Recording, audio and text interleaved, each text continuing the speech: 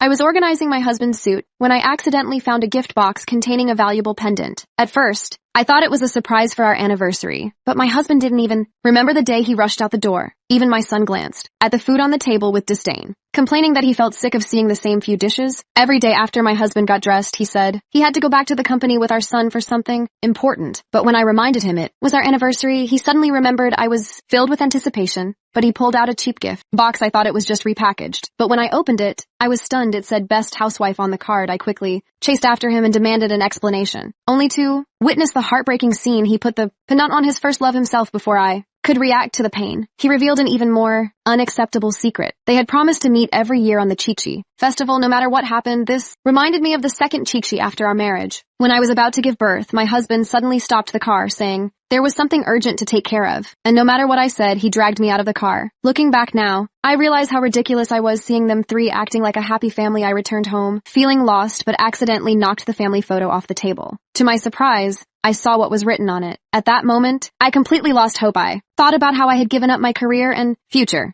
taking care of father and son for 20 years, only to receive disdain and betrayal in return. I then picked up my phone and called the CEO, telling him I agreed to go abroad. 20 years ago, I was a world-renowned international singer. I left the music industry for love to become a full-time housewife. Now, all I got was disdain from my husband and son. The next day at noon, father and son returned home, chatting happily. Even my husband immediately asked me to clean his shoes, and my son complained I hadn't cooked dinner yet, but they didn't expect me to stay indifferent. Today I even retorted and told them to do it themselves. Hearing this, they were furious, but when I pressed them, they couldn't explain why, only angrily stating that I wasn't as good as my husband's first love. When my son finally admitted it, I immediately pointed out that yesterday was our anniversary, yet my husband tricked me with a medal and gave the expensive necklace to his first love. A fight then broke out just then. The doorbell rang outside the villa, and I heard the voice of my husband's first love. Father and son immediately changed their attitude and warmly greeted her into the hall. To my surprise, she walked in and immediately started touching the necklace on her neck. Then she raised a handbag, complaining about my husband's carelessness, how he left this item in her room last night. I quickly snatched the handbag and took out what was inside to find a bottle of kidney medicine. I was immediately furious, cursing my husband. He had spent the whole night with his first love. Seeing all this, my husband and his first love began speaking in French, claiming he married me only because I resembled his first love. Otherwise, he would never marry someone so useless. What they didn't know was I understood all languages, but it didn't matter to me anymore. What broke my heart even more was that my son, knowing I was allergic to seafood, still made me cook seafood, and even watched me hurt my hand without caring. He even spoke to me harshly. I saw the son who once cared for me now. Full of blame, I finally saw the truth, so I took out the divorce papers I had prepared. When his first love saw it, she immediately urged him to eat my husband, signed the papers without even looking, and even